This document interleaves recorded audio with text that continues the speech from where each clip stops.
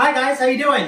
Thank you so much for joining me here on this. My name is Dan, and we're actually going to be trying to do a really cool recipe given to us by the New York Historical Society Museum and Library. A lot of you know that I actually work for the museum and group sales, and the wonderful people, the staff over at the Patricia D. Klingenstein Library have been providing people who visit the website with one historic recipe a week. These actually come from the Duane Family Collection of Cookbooks. There were 6 volumes and a collection of loose recipes between the years 1840 and 1874. So we're going to be actually making some of them. This one actually is a lemon cake that uses the measurement of tumblers, which for our purposes today is going to be cups. So just to give you an idea of what we're working with this lemon cake, the recipe describes 2½ tumblers of powdered sugar, 3/4 of butter, 3 of eggs, 1 tumbler of milk, 4 tumblers of flour, a teaspoon of soda, this baking soda dissolved in milk, and then lemon juice and peel added last, which I am going to define in this recipe, as these recipes do not come with descriptions on how to properly mix things. You gotta remember, these are handwritten recipes, so it's a good guess that they're either gonna be used by the family themselves, obviously, or by professional chefs and bakers who will know how to do this properly. So I'm gonna guess that we're gonna put the lemon juice last of all the things we mix in, and we're also gonna put the lemon peel last in the cake total. So yeah, we're going to add this all up right now, starting with the powdered sugar. I'm gonna put that right in there, and then what I'm gonna do is just go ahead and put in the butter. Now remember, this is our 3/4 of a tumbler of butter. And you gotta remember, this is, again, I'm gonna get just the end pieces there. And you gotta remember, this is, tumbler is for cups. So we're just gonna go ahead and add this in there and just kind of shake it in a little bit. And then we're gonna add the eggs in just a minute for this.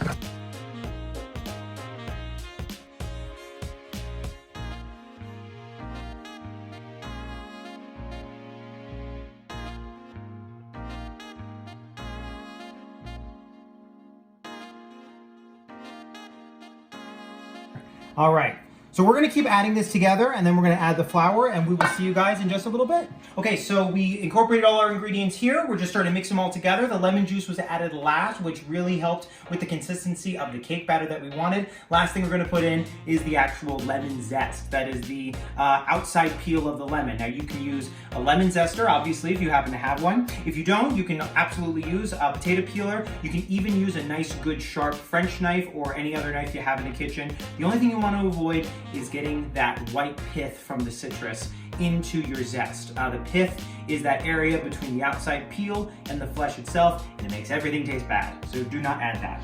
What we're gonna do is we're just gonna incorporate that right in here, and then we're just gonna go ahead and give it one last little turnaround before we put it into our pan, just like that. All right, and the next thing we're gonna do is put that into our pan here. Now, the interesting thing about this Duane family recipe is, as I mentioned, there are a couple of things they do not incorporate, and one of the things they don't is what vessel to put it in. Cake pans probably weren't universal at that point, and so we don't have a universal cake pan to go for us to tell them.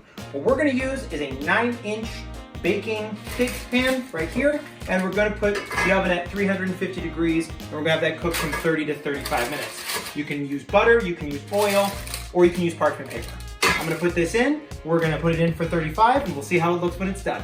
And we have had this cake in here for a little bit longer than we expected. You'll see a couple of holes in it. That's our testing holes that you take a, it can be bamboo or any kind of wooden stick like this to see if the center is dry. We did that a couple of times, and that is because there wasn't, you gotta remember, there wasn't a baking time attached to this recipe.